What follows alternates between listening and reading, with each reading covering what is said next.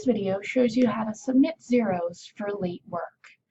First, go to your course in MyLabsPlus, click on Course Tools, and then click on Gradebook. Go to Manage Incompletes. You should already have set your due dates, so you can leave the default settings. For students with in-progress tests or quizzes, we'll submit the current scores. They shouldn't be in progress, but just in case. And we'll submit zeros for students who have not started the assignment. You can just click Select All Past Due.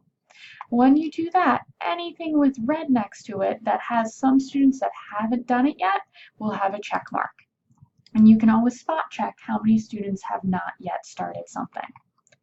Then scroll down to the bottom and hit Submit. You'll see the pop-up, your updates have been saved, and zeros will be submitted for those students.